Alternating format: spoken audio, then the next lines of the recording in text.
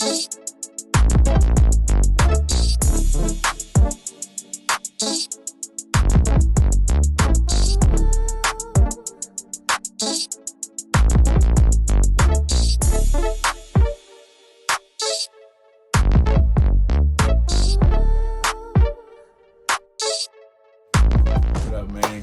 Black, we back, episode 11. My man, Brandon LifeSTYLest in the house, man. Yes, sir. We glad to have him here. This is the house of style, so we had to bring the man in to, break it down for us. You know what I'm saying? What's up with you, bro? Man, I'm good. I'm happy to be on, man. I've been waiting. Yeah. So I'm happy to be here, share what niggas don't know about me. Right. It out. Yeah, well, your cousin here was going to definitely make sure that, we reeled you in. Oh, absolutely. Nephew. Oh, nephew. Hold on. Yeah. Oh, wait, I thought y'all was the same age. Let's talk about that right now. Can you start saying that till you was 30? Well, you the grandma's son. Yeah. Yo, we like 7 months apart. Well, but here's the thing. I say that now because it's like, back when I said it and niggas would be like, huh? When we was younger, we'd be a whole bunch of questions. but now it's like this is the LifeSTYLest nigga, so I'm this nigga nephew. Yeah, right. Like, you know what I'm saying? Right. Like if you in the city, and people know the LifeSTYLest, so I'm gonna be like, I might not even say I'm Black Mannequin. I'm gonna be like, oh yeah, I'm LifeSTYLest nephew. Yeah. and then they'll be like, oh, Black Mannequin, yeah, he told me about you. So see, I be saying I'm Black Mannequin's uncle. So we're here with the young uncle, basically. Hey, that's like my pops. My pops be out here getting pussy off my name. I'm talking about, but Black Mannequin, that's my son. You know Brian? Yeah. Come with me. Brian, come with me. Hey, they just go work one way or the other. Yeah. Shout out to my pops too. Hey, get as much pussy as you want to off my name. I love that nigga, man. Right. Real talk. You don't need no more brothers though. Hey, it's crazy. But what's up, bro, man? We definitely glad to have you here. We know you got we know you dope in the game. You got history.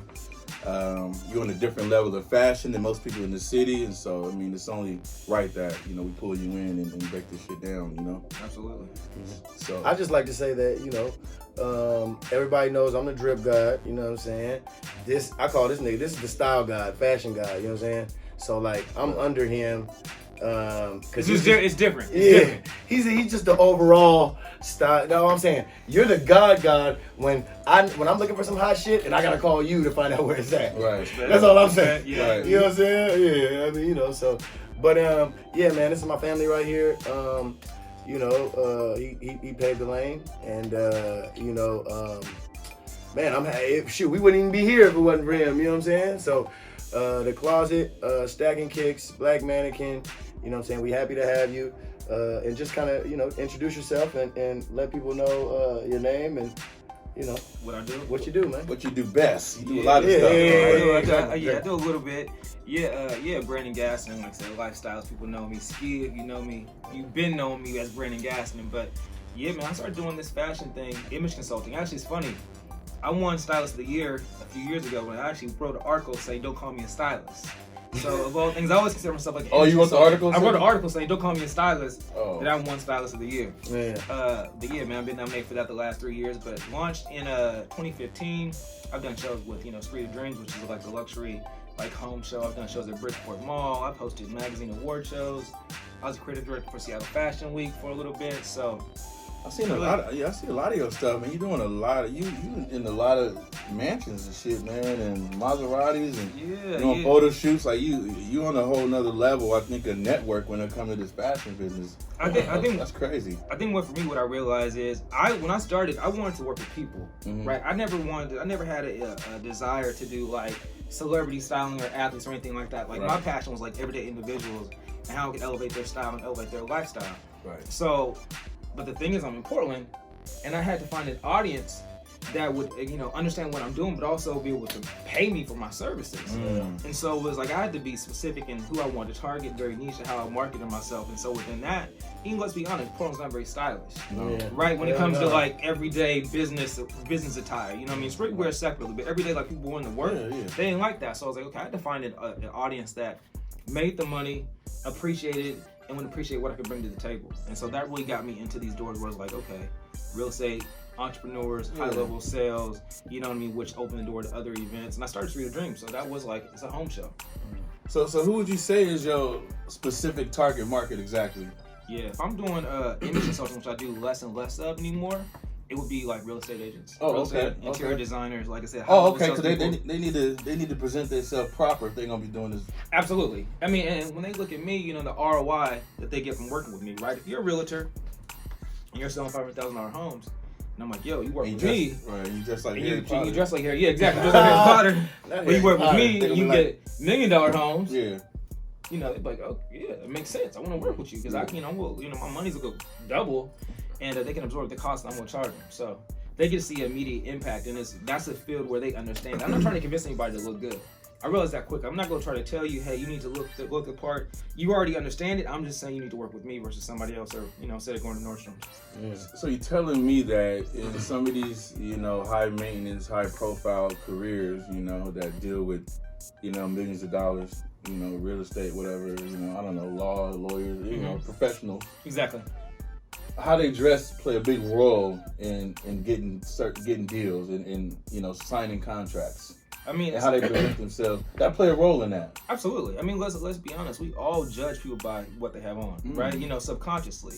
So when you see someone presenting someone that's in a competitive field or what's considered like a luxury industry, right, and you hear someone coming in like Harry Potter versus someone coming in, dressed to the nines. It's like, okay, who do I trust? Right. You're talking about like a $1 million home sale. Like that's a big purchase. That's a big transaction. I want to work with someone I know is reputable and has the brand in the market to sell or, list my house. So in that scenario, like, yeah, their image is everything. Now their image, I tell people all the time, I can't speak for you. I can't sell for you. My job is to get you in the door. Right. So what I'm doing is maybe how they're dressed and represent themselves and not allowing them to get in the door. I'm going to get you in the door. Yeah. And then when you in the door and got the opportunity, it's up to you. Yeah, you got to work. But even within that, if I get you in the door, you're now working from a position of they want you to succeed because they've already determined that you know what you're doing, right? So all you got to do is not fuck it up. Right. Like I said, I'll get you in the door, don't fuck it up. So that's kind of what I do. When you look good, people want to believe you. Absolutely. I feel like that's just how it is, from the looks to how you dress. I mean, it opens doors. You can look a certain way. You can get in doors that you couldn't otherwise. Yeah. Regardless, and it's not about what you know because a lot of times your visual is the first representation people have of you, whether it's social media or whether it's in person. You at an event. I tell people all the time, like, I'm at an event. There might be 1,000 people, right? I'm gonna have 10 conversations. Yeah. But if I look fresh, 100 people go notice that I was there, and they go take a mental note. They say, "Hey, I saw the LifeSTYLest, and the next time, why was you here? Oh yeah, you always looking fresh." Yeah. The next time it's that conversation. Exactly. And then it's a conversation. So I'm already sold. They've already sold themselves on me before I even open up my mouth. Yeah. Right. So that's a good game. Don't try to sell $1 million house if you look like you can't live in it. Yeah. Don't be out here. Yeah. Don't have on that Jim Carrey Dumb and Dumber suit. You know what I'm saying? Get your shit together, man. You know what I'm saying? Man, that's super dope. I don't think it's a lot of people. How many clients do you have? Or like, how does that? So for me now it's funny because when I started it was just image consulting, but do you work with people? I work with same person consistent. Or do you just? It's different packages. Oh, okay. So someone will hire me. They'll hire me. It's either like, how often do you want to shop? Are we shopping quarterly? Are we shopping twice a year? Are we just, you want to get the first set and kind of get your, clothes together, and then you do your closet edit, and now you're good to go, and you kind of will work on your own devices. It really just depends on the person. Honestly, my business now is kind of shifted outside of just doing image consulting because I do like all over like brand stuff. That's why you see like the Maserati videos or their home videos or me on video doing stuff. But with individuals, yes, anywhere from 1 time to 4 times, and if they re-up, then it's more. And they re-up. Yeah. And you probably get pretty cool references, I'm guessing too. Like from the clients and date networking buddies. And it's all. It's all I see. It's funny. So when I was starting, before I started, I was only gonna do men's style. That's what I knew. I never dressed women before in my life. Right. And so what happened was I had a girl that worked at Nordstrom, and she was like, "Look, B, this is what it is. You work with men. It's gonna be an easy transaction. They go listen to everything you gotta say. They don't like to shop anyway, right? So you go and tell them what to buy. They go get it. But we got egos, right? Right. Yeah. So they ain't gonna tell their boy, "Oh man, I fuck with the LifeSTYLest." They gonna be like, "Oh yeah, I look fresh now," right? Yeah. It's like you work with women, it's a little bit different. It's some more psychology. You gotta understand different things about their body types and some more emotional. But they gonna tell all their girls about you. And so I was like, okay, well, fuck, I'll work with women. And she also said the fact that you're a guy, women might actually want your opinion. Right. And so I was like, now I work with 70% women. No, that definitely makes sense. So that's like, so my breakdown from men to women as far as styling, I work with mostly women, but again, when I work with women, they like, oh yeah, So they come out. this is my guy. This is my guy. They come out the dressing room like, how I look, Brandon? Oh yeah, I see. This guy. It's man, I see it all, man. I see it all. It's like it's funny because I go to people's houses, I do their closet, and they like, man, this is an intimate, encounter because I really get to see how they live. You know what I mean? All they shit that's hidden that nobody sees. Like I'm really in their closet. Yeah. You know what I'm saying? Yeah. So anything in their closet, I'm gonna find out.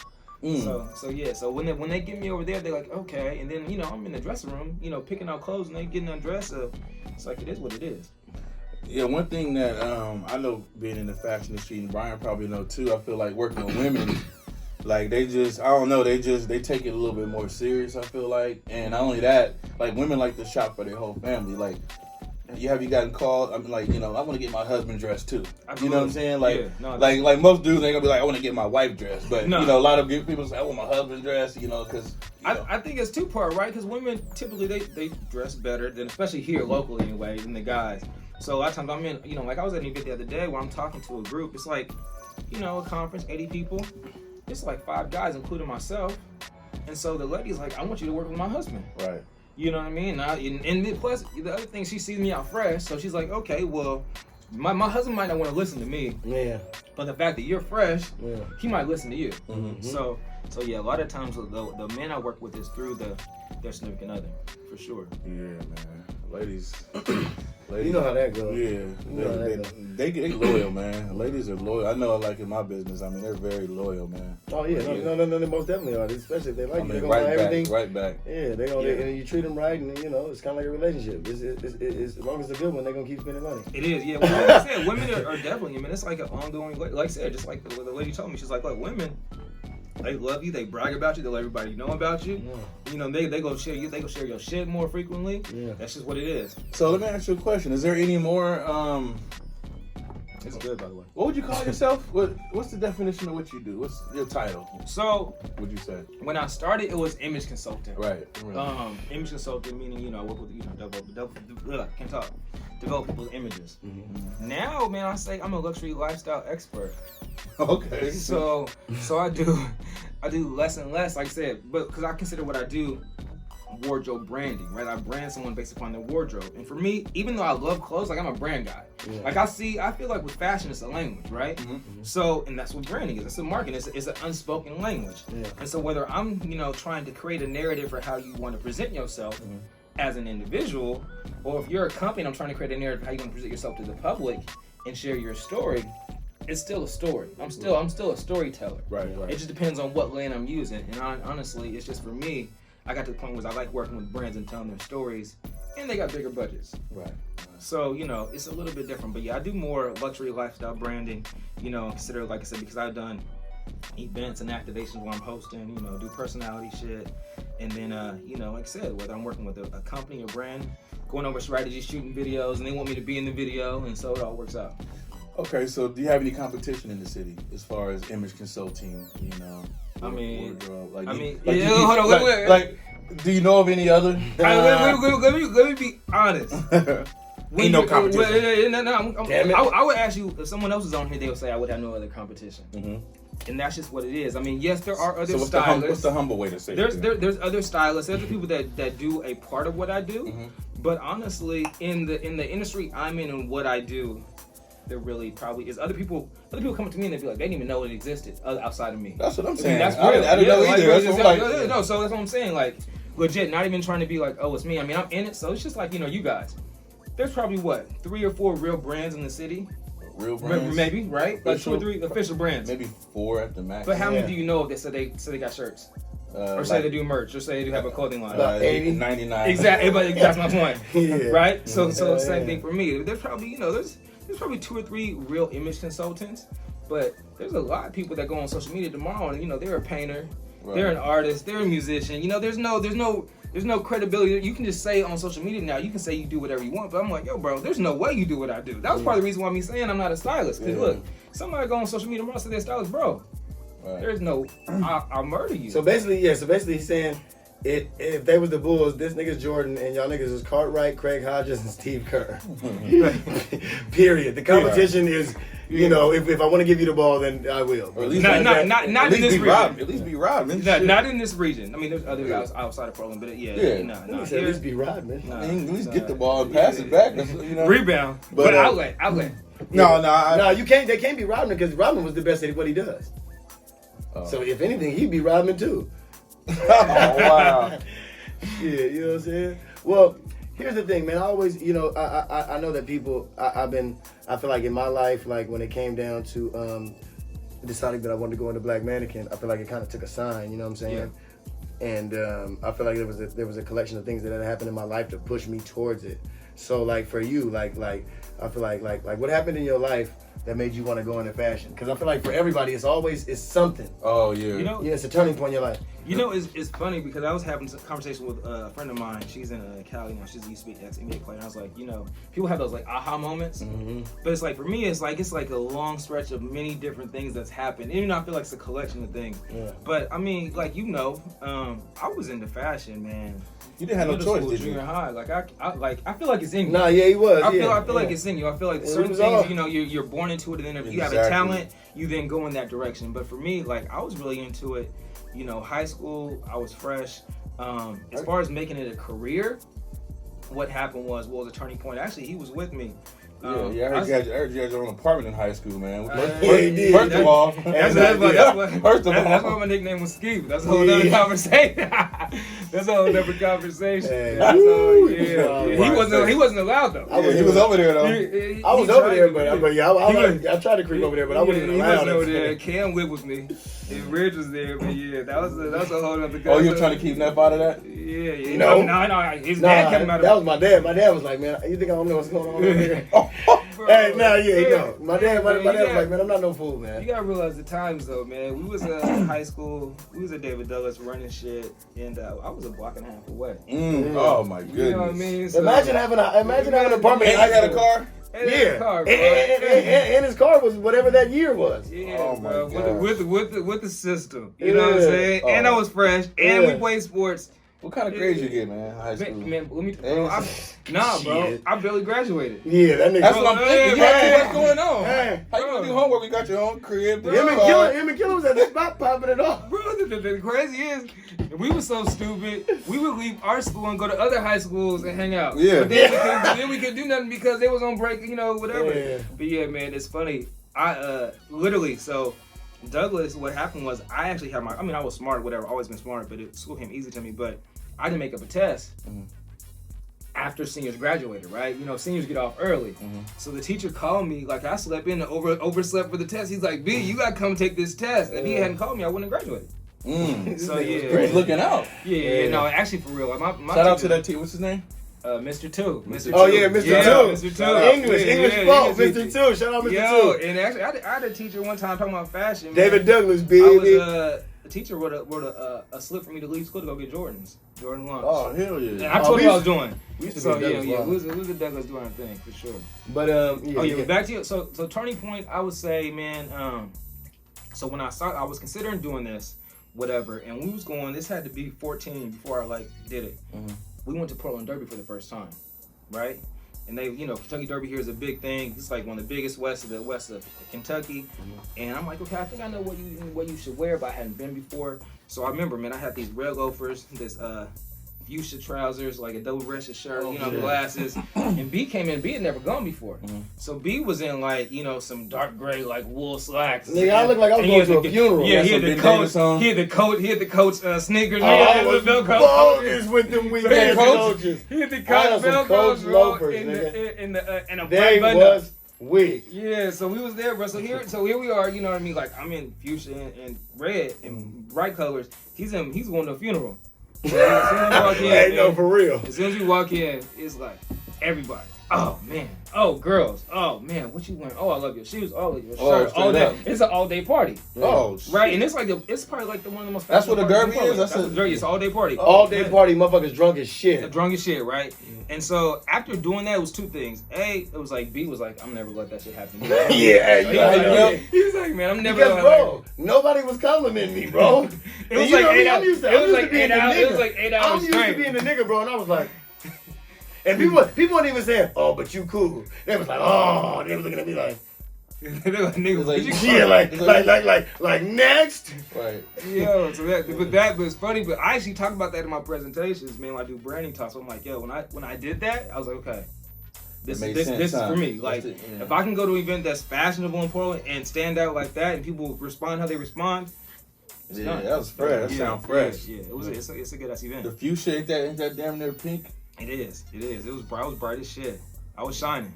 Yeah, Literally. like I feel, we in the streetwear industry, man, and like I just feel like you take a lot of fashion risks that a lot of people are not willing to take, and that's probably why you stand out the way you do and why you're the lifestylist. Like I think you got to be bold to do that, man. Like, where you get your style from, man? Who told you how to, like. Man, I think a part. Because people ain't wearing that stuff. Nah, I think that's Like, the reason. That's the reason. Like, I feel like everyone's, impacted by the environment, whatever, right? For me, but I've always been someone, if everyone go right, I gotta go left. Mm-hmm. You know what I mean? Like, I'm gonna do the opposite of what everyone else is doing. Mm-hmm. Not because I want to necessarily stand up, because I want to be different. Right? I want to create my own path. Like, even within work, my family, they grew up, they worked at Freightliner. So I'm like, that's what I'm not gonna do. Yeah. Right? So I've always been a contrarian in that regard. So growing up like that, and then, I used to go out when I'm early 20s and everyone had forces, and like, I was fresh, like in high school. I was the first one to have like FUBU and everything, all that, right? yeah, all that. All that. J's for days. Yeah. Now that, like, when I was in my early 20s, I'm like, man, everybody's still wearing J's. Mm-hmm. Man, I don't want to wear J's and forces with everyone else. Like, because he was advanced. Like, he was doing it before. He was doing it way before. Right.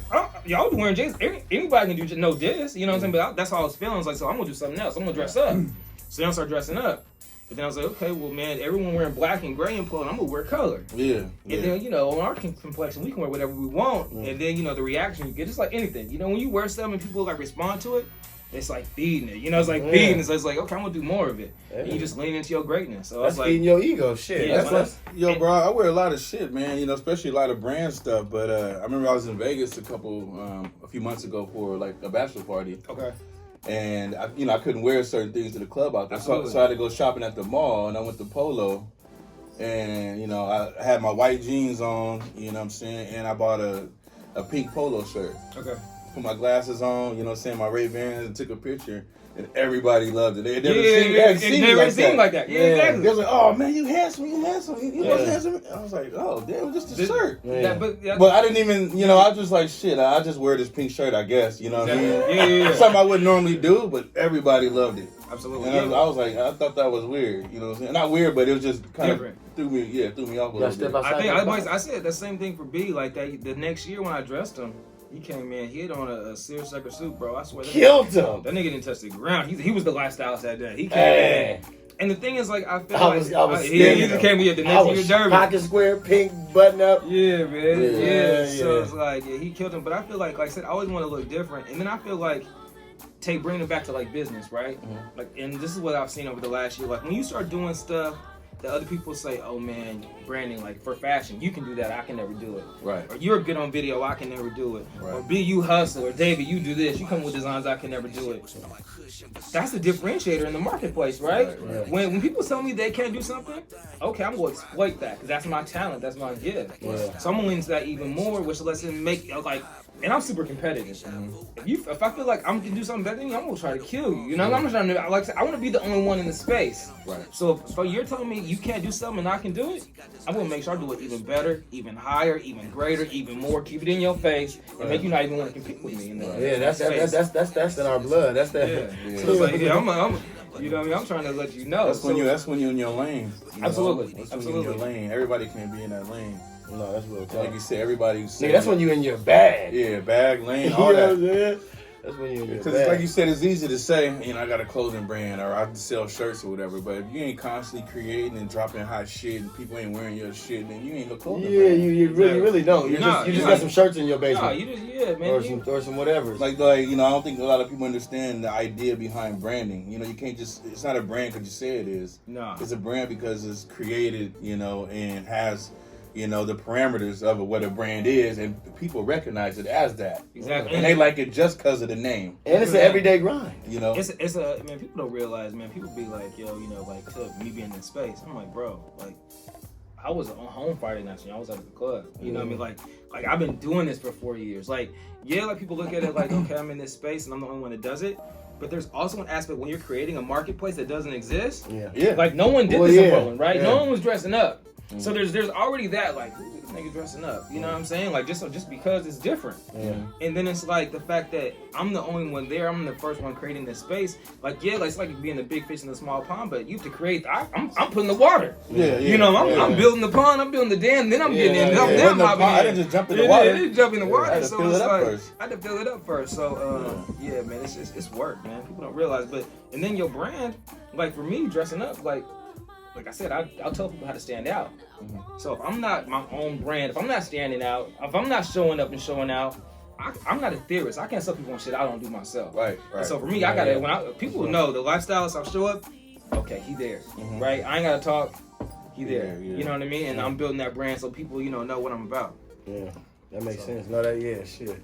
So, in 2020, and I would be saying like in this last few years with street fashion being, I'd say probably like the most popular. Why did you decide to choose, even though you mix street fashion with your high fashion, but why did you decide to choose high fashion over street fashion, which is like what a lot of companies is going with, a lot of people going with? Yeah, because you could have did streetwear too if you wanted to. I could have did streetwear, but I feel like I feel like that. I mean, that's a loaded question. So there's a lot of parameters of why I do what I do. So for me, again, I talk about fashion. I look at it as a story, as telling a narrative. Right. I love streetwear, but in the space I was in, it was only me. Right. And I'm trying to actually. For me, if people look at it like fashion, how people perceive you and think about you. And I'm trying to break stereotypes. It's like if I'm only there, like I can't wear streetwear all the time and get into this space that I'm trying to get into. Right. And again, we're talking about, because my passion was working with everyday individuals and creating a new narrative. You can't wear streetwear to an interview all the time, depending on the job. Right. You can't wear streetwear if you're trying to sell somebody. You can't wear streetwear if you want to have a corporate position. Now, I'm not saying it's right or wrong. I'm just saying those are the facts, right? So the fact of the matter is, if I want to work with everyday individuals, I need to present myself in a way that speaks to what they're trying to accomplish. So that's why even myself, like, I did less and less streetwear, and I had to be elevated because I'm the brand. I'm selling the product, right? How am I gonna look like wearing sweats or t-shirts all the time? And I'm telling you to wear a suit. Right. Yeah. You know what I mean? So for me, it was just the package I was selling. It required me to be like, okay, I want to be dressed up. Which is actually, it was cool now, because now that I'm transitioning more like to creative, it's like, shit, I can do everything. Because the funny thing is, like, I think people see me like in suits, and they don't know me back in the day. Like, they don't know what I can do. Like, bro, like, yo, I can, this is what I can do. Anything y'all do, and I can do that too. So it's like, it's actually fun. Yeah, how you want to get it. But what I was doing, the lane I was going in required me to dress up. So shit, that's cool, man. You know what I'm saying? Because I feel like, well, I mean, we've all went through our phases of the different type of styles that we rocked and all that. But I feel like, I've always been a Tim's type of dude, and you know what I'm saying. I always feel like my swag was more East Coast. But the dope thing is that, like I said, everything, I feel like at this point, streetwear done just pushed itself forward, you know what I'm saying? And I feel like, maybe streetwear is it. I mean, but you got. I feel like it's just more convenient. Streetwear's more convenient. Well, yeah, it's more accessible. It's cozy. It's comfortable. But also, streetwear has penetrated luxury fashion. Yeah. Let's be clear. But we're still talking about everyone can't afford it. We're talking about the general population. We're talking about Portland. Yeah. We ain't like the quickest, fastest, trendiest spot anyway, right? We're the last. Exactly. And Portland weird. Niggas run around with Birkenstocks and fucking bummy ass Vans. We behind Salon. We behind, bro. And I don't mean Vans. I don't mean Vans because you be rocking them. But I mean like, I don't mean like that. I don't mean like that. But I mean like, I'm talking about dirty ass Vans. I'm like, motherfuckers is. But also, if I didn't want to do a brand, like I said, I'm trying to get paid. It's a career, right? No one's gonna pay me $20 an hour to buy streetwear in Portland. Yeah, no, you right. Yeah, no, that's just not gonna happen. Right. Yeah. So like, and I love it, and I like to build. If I was in another city, like you can implement it more because they understand it. Portland, they don't understand it, so I'm dealing with a marketplace that's not as up to date, if you will, and it's like it's a very specific community who I deal with. Yeah. So it's like it's funny when I was wearing all that pink shit and standing out too much. I would get, man, B, you look fresh for you, but I had to reel it in a little bit. Like over the last couple years, like I've been more subdued.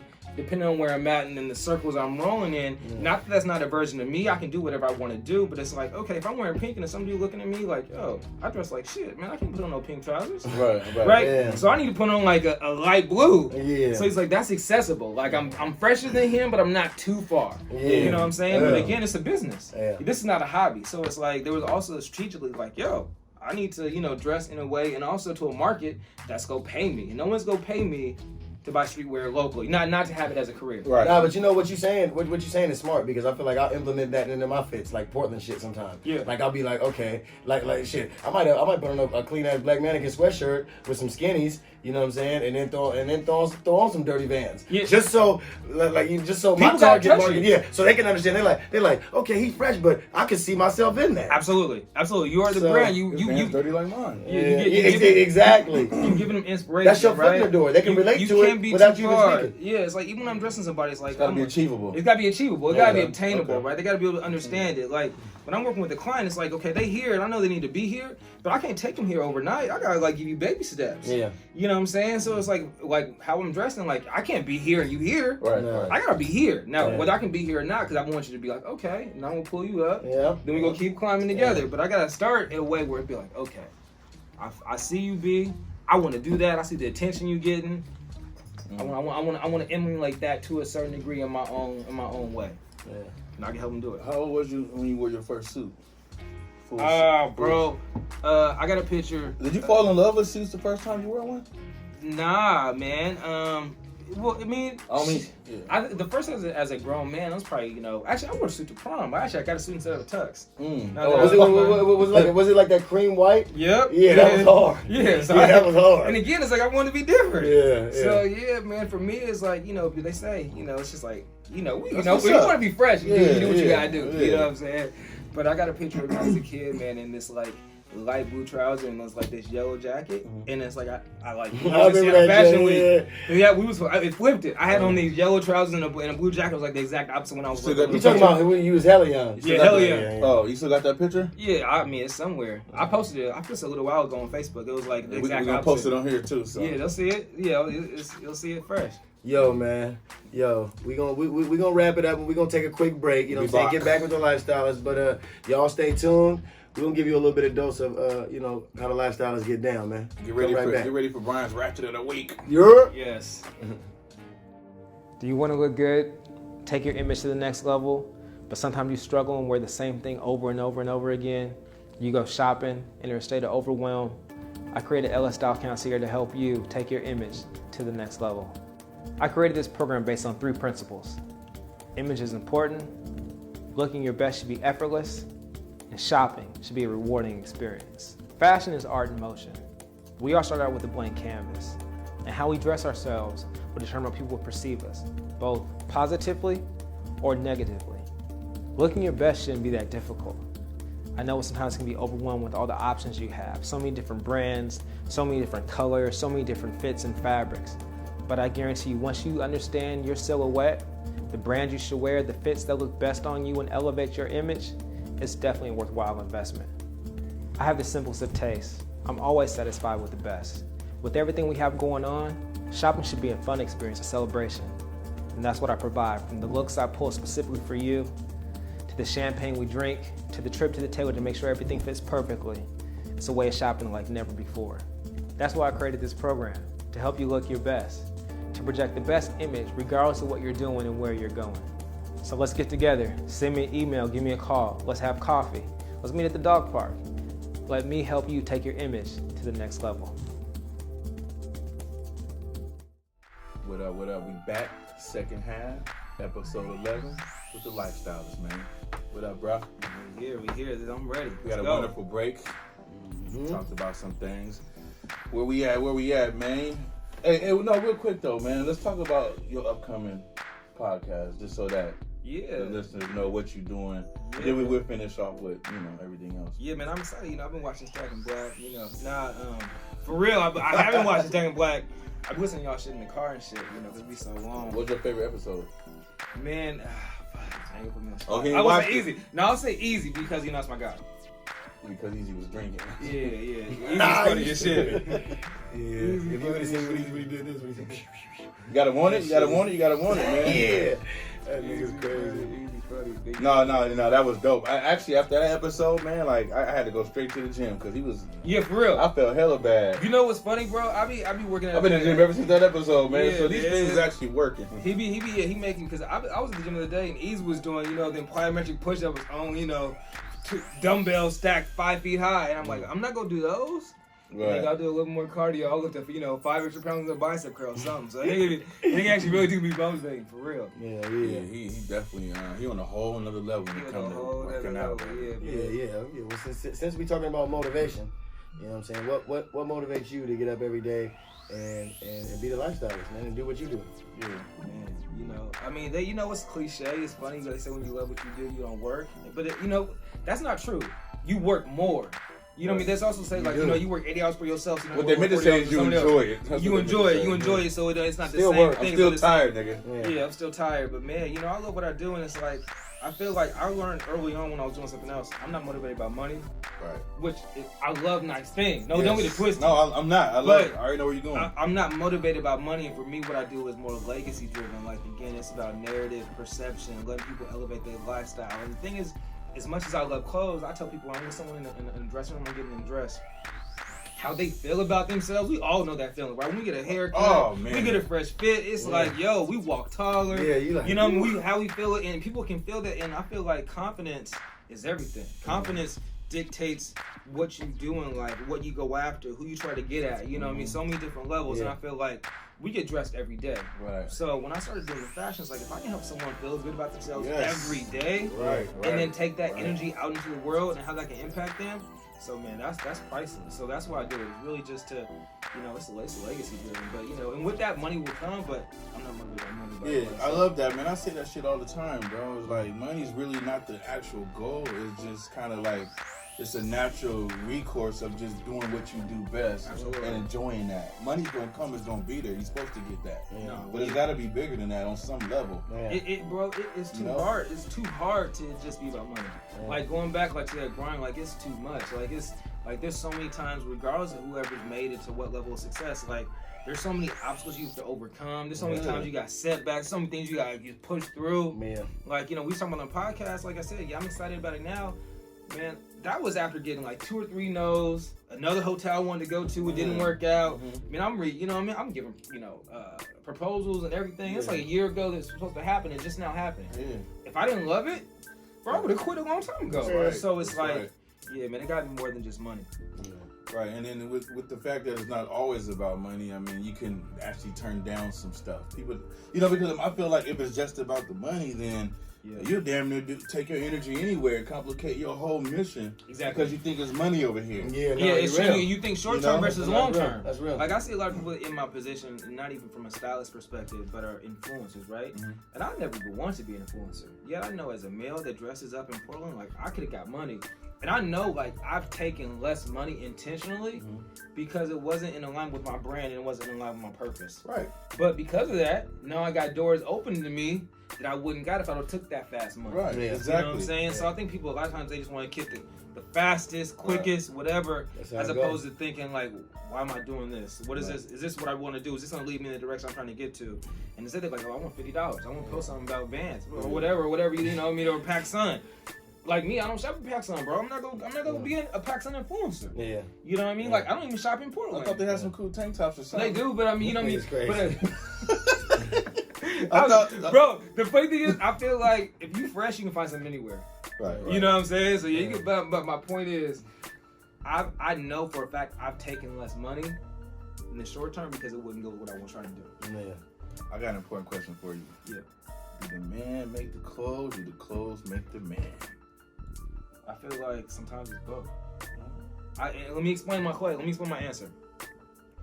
80% of the time, the man make the clothes. I agree. 20% of the time, the clothes make the man. And it depends on the person, it's individual. What I mean by that is, I tell people all the time, there's an energy, for me, depending on what I want to wear, I know how I dress, people gonna respond to me in a certain way. Mm-hmm. And also how it's gonna make me feel. So there's certain times where it's like, you know, if I'm feeling down, like actually, case in point, this jacket right here, right? Mm-hmm. LeBron James come to town Portland last year, right? First game Lakers, nobody got tickets. The girl I know, her dad got tickets, a whole nother conversation. Got tickets, right? We in the suite. And I'm like, yo, I'm gonna be LeBron James, you know, Velvet, you know what I'm saying? 20,000 people. I'm like, I'm gonna wear this jacket. Mm-hmm. I know people go see me, right? Dude see me, he's like, man, that's my jacket. Came to me later, like, my wife was saying, I wish I dressed like you. I'm like, bro, this is what it is. Sometimes the clothes make me be on. Yeah. You know what I mean? Like if I'm going to the motor center in a velvet leopard print jacket, I gotta be on my P's and Q's. I know people gonna be in my face. Yeah. Right? So sometimes I'll let the clothes direct my mood. And most of the time, if I'm already feeling fresh, I'll direct the clothes. Yeah. So that's why I say it's 80-20. Sometimes, you know, I make the clothes. Sometimes the clothes make me be more myself. You hear that breakdown, man? This is not a joke. It's not a game. This fashion is real. Like it's real life energy, man. And it's a whole science behind anybody in this industry that's succeeding. And people don't know that. They think everything is just random, but it's all pretty much calculated. It is calculated. calculated. See that? Calculated. See that? Yeah, you know, most same ways. definitely, Yeah, most man, I love that, man. The passion behind it, because I mean, most people don't have that type of energy behind what they doing and why they doing it. You know, I feel like we live in times where people just do shit and really don't have no real background on what's going on. Nah, man, I like that. I respect it too much, and man, it's chess, not checkers. You know what I'm saying? Like it's always moves That's ahead. tight. That's always been what it did for me. So it's like, yeah, man, it's strategic. But like I said, in fashion, it's like we get dressed every day. Right. You know, like people that don't do fashion, they minimize what it is and think like it's vain and whatever, whatnot. Yeah. I'm like, yo, if you in it, like, bro, like I realize, like I said, like I can look fresh, I can feel good every day. Yeah, it makes you feel good. You know what I mean? Make me feel different. It really make me do, act man. different. It make me whatever. And that's something you got to do. Like it's a routine. And most people just get in the routine of it as opposed to being intentional about how they want to feel about themselves and how they want the people to respond to them. Yeah. I'm like, yo, be intentional. Take 3 extra minutes and be like, yo, I want to look like this. I want to feel like this. I want to track this person or do this or whatever. Yeah. Just it don't take that long. Just think about it. Right. And then the concept of energy behind fashion, I don't think people really understand that. Like you said, it creates conversations, it creates networking, it creates opportunities, it builds bridges. I tell people It brings people together, man. Fashion And people don't know that. It's global because everyone can relate to it. It's relatable. I tell people all the time, like if I'm in these events or whatever, I ain't gotta talk. My clothes talking for me. Right. Yeah. My clothes is a conversation. Then when they want to meet to me, I don't even gotta go to people. They gonna be like, they're attracted to the energy I'm putting out based upon how I'm showing up. Mm-hmm. They're like, who is this person showing up like this, looking like this, with confidence, standing a certain way? They want to meet me. Yeah. They want to have that conversation. I ain't gotta be outgoing. My outfit is. So that's how I use it. Yeah, that's dope. So Brandon, I got this. I like what you said right there, and I got this idea that I have about successful people that's in the fashion industry. You know what I mean?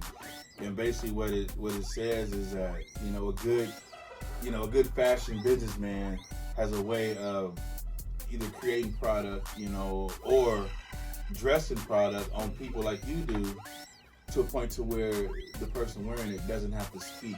Like they should, if it's good fashion, you should be able to identify who this person is, what they care about, some of their values, strictly by these clothes. Absolutely. So they should be speaking. The thing is, to your point, they're speaking whether they're actually good fashion or not. Mm-hmm. It's speaking for them regardless. Right? That's the thing, and that's why I got into it. It's like, yo, whether people, when I was it could be like, oh, you a bum. Exactly. like so how I actually started going back to the beginning, like I was like on my board of directors with the chambers and whatever, whatnot. Now my business is scaling because I started dressing up. And I'm saying professionals, I'm like, yo, I don't know if you realize, like, what you're wearing is off-putting a message that you aren't speaking verbally. Like, you're saying, I'm a luxury this, but you're wearing flip-flops. You're saying, I'm a successful this, but what you're wearing, the message is disconnected. Right? So it's speaking for you regardless.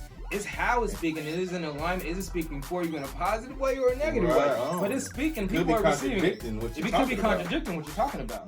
And so it's like, for me, it's like, I'm trying to get your message from what you're wearing in alignment to what you want to be talking about. Y'all hear that? This is deep. Hey, Jules. So it's more than just like I said. It's more than just that. It's speaking for you. Is it speaking? Is it speaking for you or against you? Right. That's the question. Is you lying or is your clothes lying? Yeah, exactly. But the funny thing is, that's real. Yeah, no, that is real. But look though, if the clothes is right and they lying, you still got the advantage. Because you go get in the door. Yeah. You know what I'm saying? Your clothes could be telling the truth, but your clothes could be lying negatively. You might be more intelligent or give off more, you know what I mean, than your clothes are saying. Yeah. People go shut you down based upon your clothes. Right. They don't want to hear shit. They don't want to hear shit. So it's better for your clothes to lie, I guess, first. I mean. And then you lie. And then hopefully you'll lie less. Hopefully you'll lie less. Well, check this out, man. Since we are in here with the Style God, aka the Fashion God, let's get into why don't you give us a couple of fashion do's and don'ts? So 2 do's, 2 don'ts in 2020. What should people never do with their fashion? Man, well, you know what I'll say? I'll say what I see in my room, because a lot of people that wear streetwear majorly, when they dress up, they do it wrong, right? So I see all the time where guys and women, they put on a blazer or something the first time, right? And you know how they got that the stitching that it comes with the jacket, where it got the vents in the back? They leave those in. Like, bro, that's supposed to take it out. Like, it's not supposed to fall. Oh, like yeah. that. So it can breathe. So it can breathe. So they Yeah. leave the vents and they leave the stitching in the jacket when it gets shipped. Or a person, which is classic, a dude that don't wear suits, he buttons the bottom button of the suit.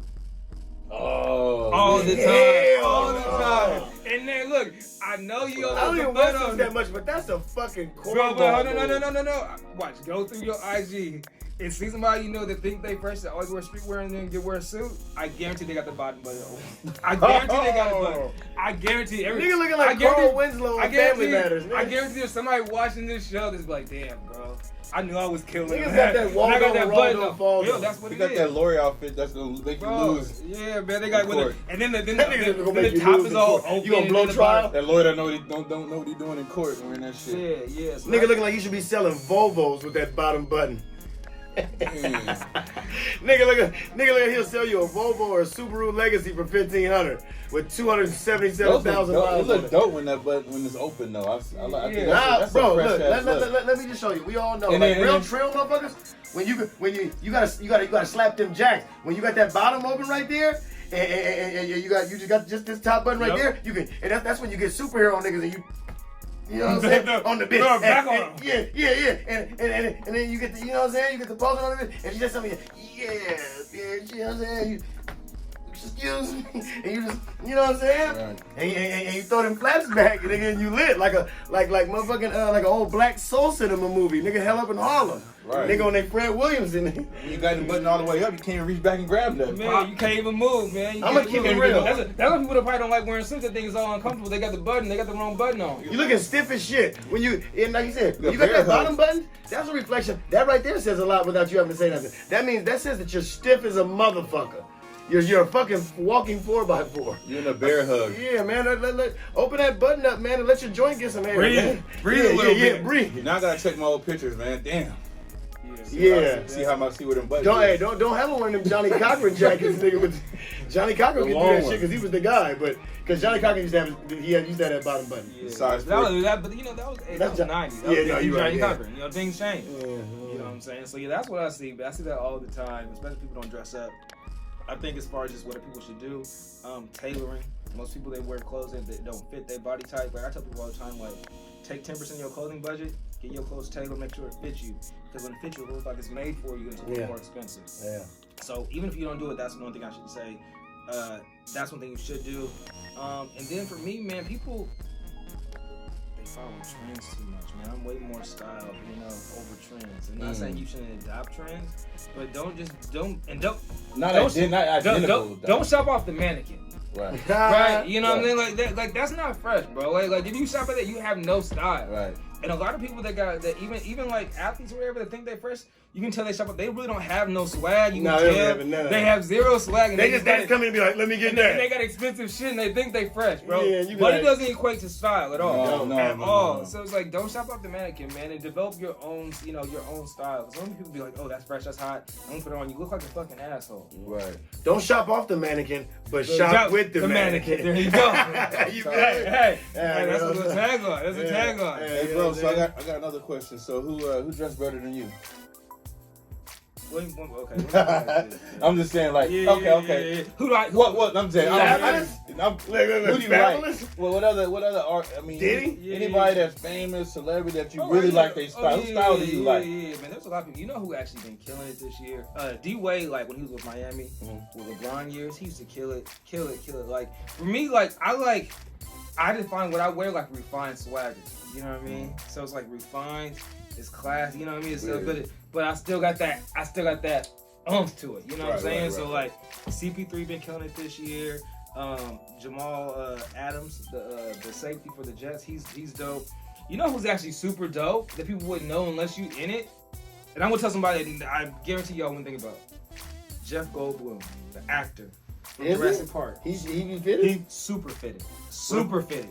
So he fresh. For an old dude. What about fresh. Jeff Goldblum? What about Cam Newton? Cam Newton's fresh. What about Russell? Russell, I feel like Russell's like high fashion where it's a lot of misses in it. They don't even understand what he's doing. No, I don't know if he understands what he's doing. Russell, but you know what I mean? Like some people I feel like Russell, when you take enough risk, like they give you the out to miss a lot of times. But if he hits one time, it's like, oh, it's like we said, like, oh, only Russell can do that. Yeah. But he might miss 8 out of 10 times. It might be okay once. Yeah. Hey, just like on the hoop court. Yeah. He might get missed 8 out of 10. But he gonna keep shooting. Yeah. I mean, he gonna keep putting on that bullshit. His fashion percentage is about 15%, but when he hit on the 15, you know what I mean? So yeah, he missed a lot. But but he was trying though. But he ain't gonna stop shooting his shot. No, just like on the court. But you do like Cam Newton's outfits. Cam Newton, I like his hats. So what do you feel about like people dragging them through the mud on the internet because of what they wear? You know what I mean? Because they're so different.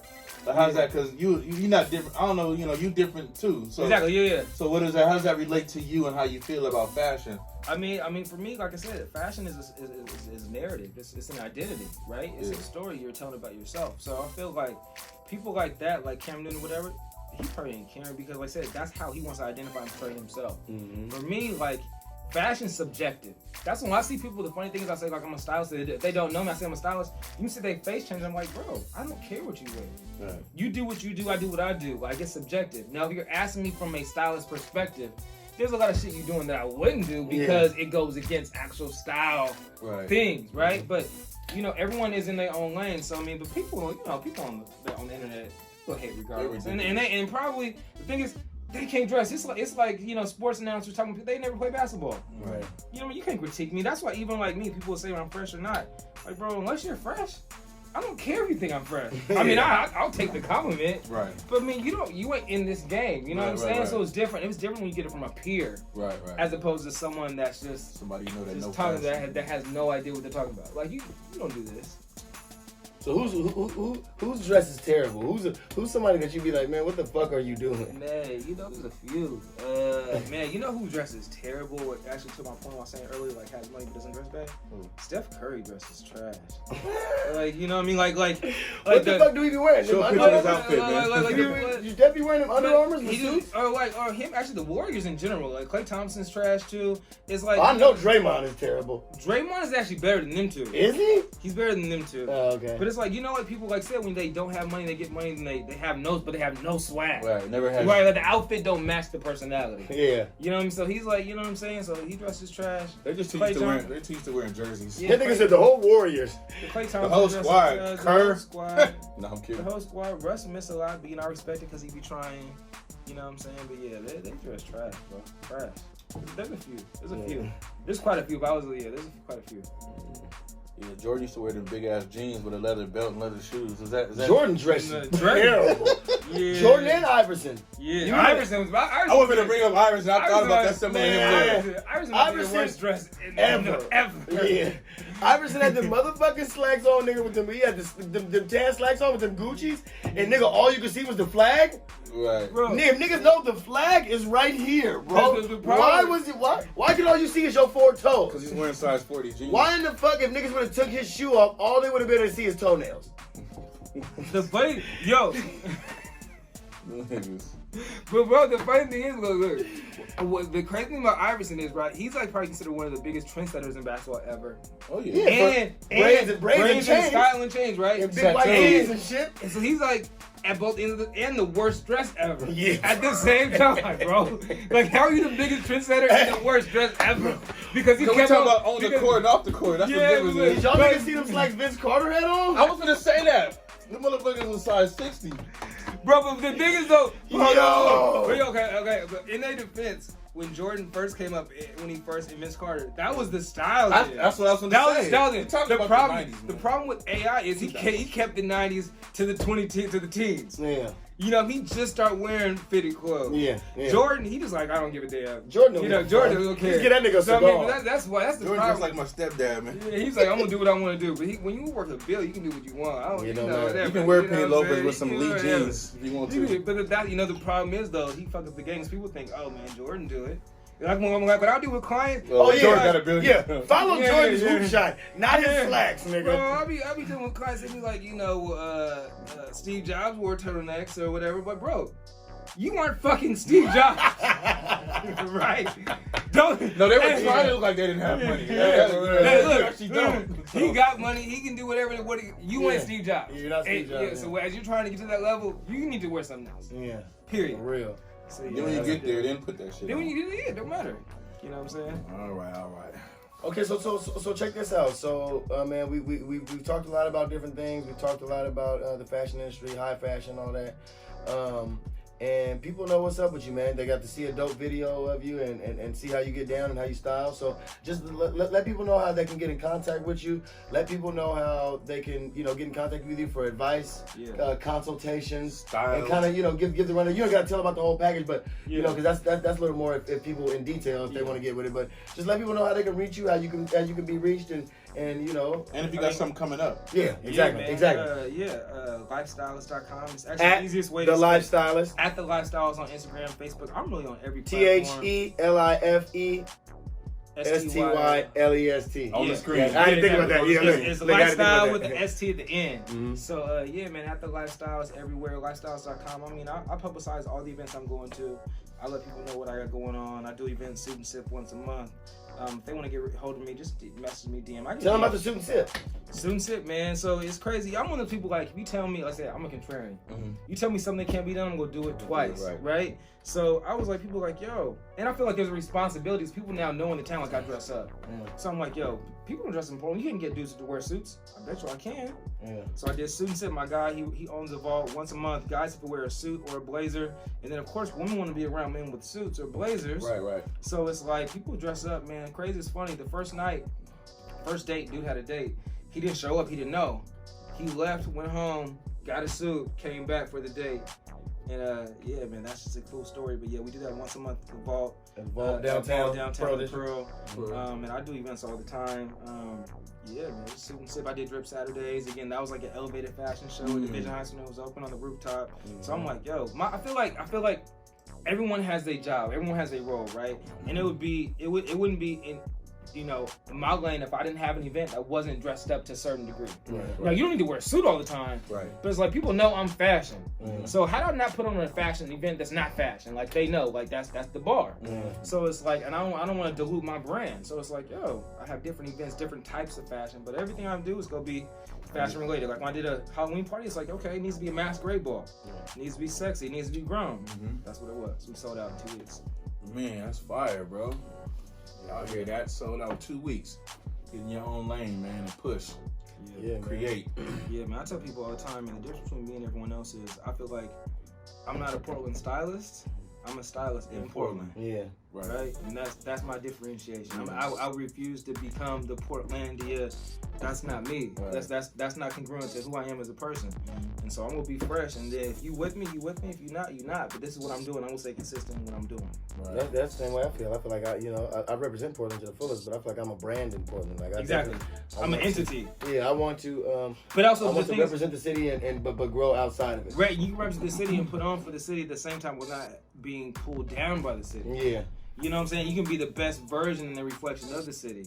You know what I'm saying? And so I feel like, I'm from here, but at the same time, like what you do, what you wear, your brands, they're national, right? You can do it anywhere. Like I feel like if you put me in LA, I'm gonna still dress. You put me in Atlanta, I'm gonna still dress. You put me in Chicago, I'm gonna dress. Have everybody and stand out though. And stand out. Yeah, that's a big deal, man. You know what I'm saying? Yeah, because it's in you, man. I mean, people always like, man, you don't seem like you from Portland, man. I'm like, man, I mean, I'm from Portland. I just don't think like Portland. Absolutely. You know, like you don't have to think like this just because you're here. Absolutely. And then there needs to be more of that. People see, so then being from Portland isn't seen like that, right? So like, oh, you from Portland, but you think outside of it. You know what I mean? We need to raise the scale of how people see. So a lot of us are like, Right. I mean, a lot of That's Portland people agreed. are identical, man, and they beliefs, they wardrobe, you know, mindset, conversation, a lot of what they do for a living. Like a lot of people do just the same ass shit. And Portland, the thing about Portland is like when you get in your Portland is like it's good for people in their own lane. And I don't think people understand how important that is, especially in a place like this where everybody is mimicking each other. You know, and how you actually really stand out. Like you said, on the contrary, you know, like you just shine, you know, and it's not too hard to shine here, you know. I mean, you're right. They make it too easy. Yeah, it ain't too hard to shine because it's always raining. When the sun come out, shit, motherfuckers be like, oh my god. Nah, but it's funny because like when I work with the clients, I'm like, look, man, take advantage of the fact that the bars are lower here. No diss, I'm from Portland, right? But because people don't dress up, it takes less to stand out. Exactly. Right? That's Like if we were in the city, like what would be required of you would be much higher. Yeah, no, and it'll be that much more to be different Yeah, from everyone else. Portland, if everyone dresses like shit, bro, if you dress up, people go notice. Like when I decided like I'm gonna put a blazer on, where I would have a tank top underneath or whatever, like, bro, who are you? Where are you from? Who are you? Like every day. Like, who are you? Where are you from? And then I was like, I'm on Billboard. That's the thing. We're all billboards though, right? I'm just in fashion, but we're all billboards. Everyone outside of this is like. So then when they talk to me, like, oh, I'm the LifeSTYLest. I do TV. I dress people. It makes sense. The conversation, the story I'm telling, is what they're receiving. So solid. Dope, man. Well, man, you already know, man. Shit, what time is it? Man, it's time to get right. But I just want to say, I appreciate having a LifeSTYLest. You know what I'm saying? This is my family, man. It's like my brother. You know, we came up in this shit. Yeah, we didn't even talk about how we got started or like when we was talking about it. Well, that's too long. He said that's too long. But just to let it be known, you know what I'm saying? He paved the lane. We was doing meetings in my basement every day, you know what I'm saying, before he started this, let me know what he was going to do. And little did I know that was going to spark my interest to do my clothing line. And I seen how he went out and executed. And he's continued to execute, you know, just networking, doing events. And that's why I do so many events. I mean, I've always been a hustler, but I just followed his blueprint. And he's got out here and he got to networking and he let me know how much networking was important. And so, you know, the baton and ran with it. Yeah, I mean, I had to hustle, but I looked at I watched your blueprint, and I watched how you set goals and you executed them, and you was involved in the community, and you was just out here. So that was a big part of me and my journey. You know what I'm saying? And how I got started. I feel like I had a heads up on people. Yeah. You know what I'm saying? Because I watched you, and it was like the way you executed. You know what I mean? It was just like it all made sense. So I felt like, you know, I said let me take my hustle and dive into it as well. No, man, I feel like that, and I said that because I feel like people don't realize, like, again, there's no shortcuts. Like there's no like you're here for a reason. You're here for a reason. I'm here for a reason. Like we put in work. We talked about this for months before things happen to fruition. I think people think it just happens overnight. Like no, bro. Man. This is a grind that people don't see. They see the fruits of it, but they don't understand how much it takes work behind the scenes, man. I'm telling you, they don't understand it. But yeah, that's why I want to talk about that, because like we talked for months before I did anything. You know what I'm saying? And then he did his thing, obviously did his thing on a whole nother whatever. But, Man, when I started my shit, man, Stackin Kicks was like 10 years ago. I remember it wasn't a lot of brands in the town, and I didn't really know what the fuck I was doing. I just remember printing out pictures, of the shirts that I was trying to make, and I remember going around asking people, hey, would you rock this if I made it? Like, would you rock these? Would you rock these? So I was literally running around to people before I ever made a shirt, showing, photocopies of what I was trying to do. Yeah. And so he was like, man, that shit, I wear that shit. You know what I'm saying? And so I was trying to build energy. I didn't know how else to get people excited. You know what I mean? I think what I went through as a stylist was probably similar to what you went through as a designer, right? Because when I started here in Portland, like there was no blueprint. Right. Here. You know what I mean? Outside of Portland there was, but not in Portland. There was no one in that space. Right. Similar to what you did. And I feel like, whenever you can learn either from someone else or whatever, that's the best way, because then you can expedite that process. Yeah. But yeah, man, it's like, trial and error. But I respect that, because like I said, I'm sure that's similar to what I had to go through myself. Yeah. But that's where the wisdom comes from. Yeah. That's why you can talk about this. It wasn't like, somebody just gave you a blueprint. It's like all the trials and the failures, and the successes, and just the stress of trying to figure out how am I going to get people to recognize what the fuck I'm doing. Absolutely. And trying to figure out that formula, but losing money in the meantime, losing sleep, like losing energy. Yeah, losing everything, losing time, bro. Yeah, losing time. Yeah, because you doing everything in that, let's say you ain't doing other stuff. Yeah. You're investing weekends, mornings, evenings, everything into, something that, you that's a dream that you have that only you believe in. Yeah. And in the beginning, you can't even guarantee that anybody's gonna wear your shit. You don't know that at for all. a fact. All you know is that you like what you're doing. Exactly. And you finna push it, but you can't guarantee who's gonna be receptive and you don't know if it's gonna take off, if people are gonna buy it not gonna buy it at all, or what, you know what I mean? But that's just the risk you take, man, to really get out here and build your lane and make your own name. And everybody ain't cut out for it. But if you do, you gotta be prepared to lose a little bit in the beginning just to learn something. The loss is the sale. Well, Well, y'all know. I'm gonna give me a drink. Look, you know what time it is. Y'all know what time it is. It's time for the motherfucking Ratchet of the week. And is it the internet? This Ratchet of the week. This week we're Yeah. gonna call this the Internet versus Trick Daddy. How you going against the whole internet? Well, because here's the thing. Now, I'm sure you people who use my social network junkies like myself, you know what I'm saying? I'm pretty sure that if you're on the Facebook, the people that are watching us, you're on Instagram, you've been seeing that my nigga Trick Daddy Dollars, TDD, they've been doing this nigga real bad, the mayor of Miami, man.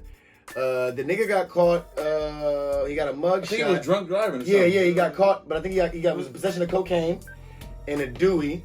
And they took his mugshot, and for some reason, it was a fucking river in the middle of this nigga head. It looked like a river runs through They it. called the plug where we from. the nigga. It's like his whole shit was missing right here, but it was like it's like it was missing, but they slapped some Beijing over it. I don't really know what happened, but I don't even really know how it happened. But the internet been tearing his ass up, you know what I'm saying? They got this nigga on Just For Me boxes. They got this nigga on boxes of fucking olive oil sheen spray. They got this nigga, they got S-Curl. They're doing Trick Daddy real bad. Now, this is what I want to say first. For all my people like, oh, nigga, you bogus, you're doing Trick Daddy wrong. I just want to say, I know that Trick Daddy has lupus, so in no way, shape, or form, I mean, I didn't make them fucking memes. The shit is fucking hilarious. But I know Trick Daddy got lupus. Shout out to Trick Daddy, you know what I'm saying? Like, I mean... We love you, Trick. Yeah. Trick love the kids. Trick love the kids. Trick love the kids. It's no disrespect. Yeah, it's no disrespect at all to Trick. And, with the situation dealing with the lupus, you know what I'm saying? Prayers go out to him and the family and all that, you know what I'm saying? But the way the internet and all this fuckery and how they got this nigga with perms and the comb overs, and they're doing Trick real bad. I don't know. I don't know what he did to deserve this, but the one thing that I do know is that, you know what I'm saying, the internet has no chill. Period. The internet has no chill. The internet does not give a flying fuck. When LeBron's mom fucked Delonte West, they had this nigga, they had the fucking meme with LeBron and his mom and Delonte West, like the Step Brothers, like the cover of Step Brothers, like this nigga. Wow, I remember that too. That shit was fucked up. Yeah. But what I'm saying is the internet has no chill. You know what I'm saying? Y'all gotta get off Trick Daddy, man. But we call this the Ratchet of the Week because the internet is the most ratchet. And the motherfucking pictures of Trick Daddy with them wigs are out of fucking control. What y'all think about that shit, man? What you think, man? I like how you said the internet's the most ratchet. Yeah, internet The is internet, ratchet, you know man. the funny thing is the internet's the most ratchet. Internet creates the ratchets too. No, it do. right? It's the most ratchet, and it creates the ratchet. No, I do. That make the internet more ratchet. No, you're right. It's like a self-fulfilling ratchet prophecy. It is, and I ain't gonna lie. I'm gonna keep it real. As ignorant as the internet is, as ignorant as it is, I'm not gonna say I need it, but I thoroughly enjoy it. You know what I'm saying? I wake up in the morning, I see shit, memes, like the crying Jordan face. That shit is still funny. That shit is fucking hilarious. Bro, Shout out to my nigga PG, Portland George, because when this nigga put Jordan's face on the Seattle Seahawks, I was in fucking tears, bruh. You niggas is crazy. You got the Jordan face on every quarterback that lost in the playoffs. Yo, that shit is fucking hilarious. Wasn't he on the face, the football, and the coach though? Yeah. They do too much. The nigga was Pete Carroll, he was the Seahawk, and he was Russell Wilson. Yeah, bro. That shit was hilarious. Shout out to my nigga PG. You know what's crazy about that though, bro? Like Jordan's, that's the oxymoron, man. Jordan's like the greatest athlete of all time. Yeah, no, but that's why it's so funny. You know what I'm saying? That shit is hilarious. Like any athlete wants to be like Jordan, right? Winning everything. Like he's 6-0, 6 championship. Like he's the bar, and then now he's the meme of the worst. He's the meme of the century, bro. man. The Jordan crying face meme might be the longest standing, funniest shit ever. That's going never nowhere. gonna die. It's never gonna die, bro. Yeah, no, for real. It's been a few years strong. They try to bring in LeBron crying, but none of them stand next to the Jordan meme. No, nothing, bro. But my only thing is, what does Jordan think about when he see that, man? Oh, because he definitely sees Like, it. these motherfuckers. He guys here. Bro, think about how much shit Jordan sees. He's Jordan. He might be used to it. So he probably now. see all types of fuck shit. His kids probably using them. Damn. Yeah, bro. But things like, that nigga, he still gotta be mad. Like, still? Yeah. Like, 3 years ago, like, still? Like, Hey, yo, y'all remember what reality show was that? And it might have been, was it Love and Hip Hop? It was Love and Hip Hop. When Trick and Trina was beefing, and Trina was like, Trick, you bitch ass nigga. She was calling Trick all types of bitches. Y'all don't remember that on the reunion? I didn't see it. Oh, maybe I'll watch Love and Hip Hop reunion. But nigga, the Love and Hip Hop reunion, Trick and Trina was beefing, and Trina was basically saying like, Trick don't never show up to the studio when he's supposed to. The nigga be bullshitting, and so they got to arguing, and Trina was like, Trick, fuck you, you bitch ass nigga. Wow. And I'm like, damn. Now we all know. A black woman, black chicks, if they're nigga mad, they're quick to call you a bitch ass nigga. But the way that she was calling that nigga a bitch ass nigga, there was really deep hatred. Oh wow. They used to fuck with each other. But they did? Yeah, but even on them, and I just want to say too, man, I didn't make this shit up, but you niggas talking about niggas on the internet are fucking ridiculous. He's talking about Trick Daddy look like nigga said this nigga looked like a TV dinner brownie. They said this nigga looked like they said that nigga looked like a Salisbury steak. Wow. Yo, a TV dinner brownie? Come on, man. Brownies you ever seen, Bro, they was tearing Trick ass up in them comments. Oh, the comments was ignorant. No, he responded though. He said something? What'd he say? I mean, you gotta look it up. I didn't read it all, but he responded, man. He's like, he basically said he wasn't fazed by it. He got lupus, and whatnot, and I seen it. Okay, my question is, and I'm not trying to. Yeah, but nobody. Here's the thing. Nobody is disrespecting the lupus. That's what I'm saying. But lupus caused that island on his head, man. Oh, that's what caused it. Yeah. But is that fact? That's what they said. He could be lying. Shit, I don't know. But even if the lupus. But that still ain't right, man. That's just too much internet shit. But the thing is, why don't he cut his hair off? Yeah. Why you holding on to that, Trick? And then lupus, nigga, cocaine and alcohol ain't helping that shit. That's what I was thinking. That's all I'm saying. Now, like I said before, the lupus, okay, prayers because that's something that we can't make fun of. That don't even make no sense. I would never make fun of lupus. But nigga, cut your shit off, bro. Or then on top of that, what the fuck are you out here doing, Trick? Why is Trina calling you all types of bitches on the reunion? It's more to the story going on, you know what I'm saying? It's something we don't know. Nigga, they said, also I seen in the comments too, I ain't trying to throw fuel on the fire, but this shit is funny. They said the nigga Trick looked like James Brown when he was a California Raisin, nigga. I said, hell no, bruh. Man, it actually kind of looked like what is lupus? I don't even know the effects of lupus. I don't know. That nigga like he had steps on his head going up. Yeah, he had that Michael Prerogative, he had the Bobby Brown, he had the Antonio Brown / Nino Brown. No, like his skin, man. His skin is like a. It's like patches though. It's like patches missing though. So the nigga went to the barber shop and told him throw some Beijing on that bitch. I don't know, man. Throw some Beijing on that bitch. Or just bought a Cadillac. Or maybe he got candy paint on his head. Maybe keep it cut. Maybe keep it cut, and it grew back too quick before you can cut it again. So he missed the appointment. Yeah. He missed the appointment. Yeah. Maybe it's supposed to be that long. Maybe he missed his appointment because that nigga was looking for the cocaine and alcohol. Because if you look at this hair length, that was about 3-4 weeks of growth, nigga. You can't make it to the barbershop before the end in Miami? Maybe that when you're on cocaine, man. Yeah, nigga had that Sherman Hemsley. Nigga had that Georgia Wheezy, man. and I'm gonna keep it real. You're too dark to have that. Because when you're super dark and your shit missing, it's really noticeable. I'm about to look up that lupus shit to see what the. I just want to hear what he said. Yeah. Now look. Yeah, I'm gonna see what he said. Man, you know what I'm saying? Prayers to everybody out, and then I swear, I'm not even trying to be funny. Prayers to everybody. If you're dealing with lupus, I feel like it's a certain type of cancer. It's not cool. And like I said, we're not at all glorifying or making fun of him having lupus because that's not funny.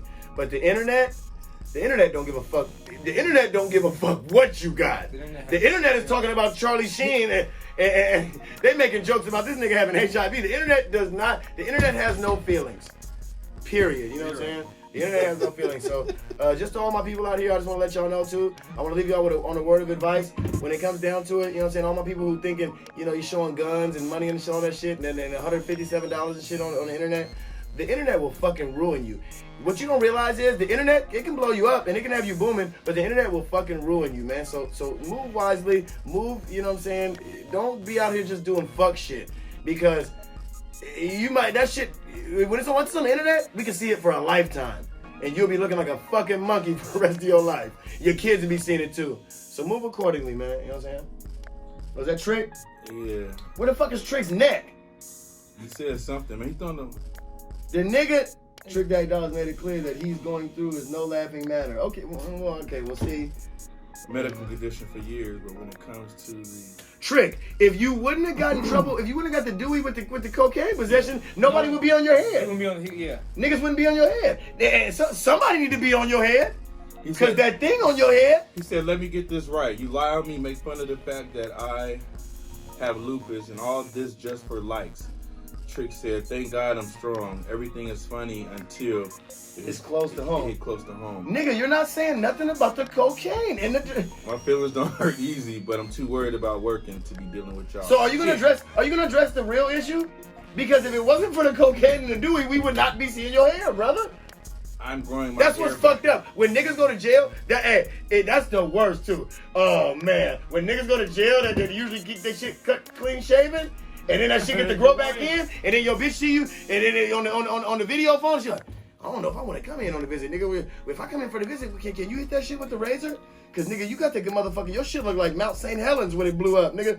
Your whole top done popped off, nigga. You got a convertible. Man, for real. When I don't cut my shit, I look like DMX and nigga. Anyways, man, we gonna wrap it up. Wrap it up, man. We appreciate the LifeSTYLest. Episode 11. Episode 11. You know what I'm saying? In the books. Yes. In the books.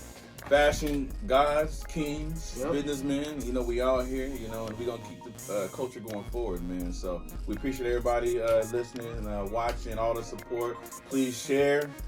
Check out P-Town Media. Shouts out to Myra Vodka, Rex Whiskey. You heard. You know what I'm saying? And shout out to Joe Brown's Caramel Corn. David Ferguson, Alan Bell. And P-Town Media. Shout out to Parlay Vodka, which this guy didn't gave it all the drink away. Man. So to who, I don't know. Ask him. I don't really want to talk about that. We need more Steady. Yeah. Mike Scott, more Parlay. Let's get it, man. Stackin Episode 11 in the books. We out. Yes, you did. Bang, bang, bang in my Easy McCoy voice. Oh, yeah, that nigga was drunk.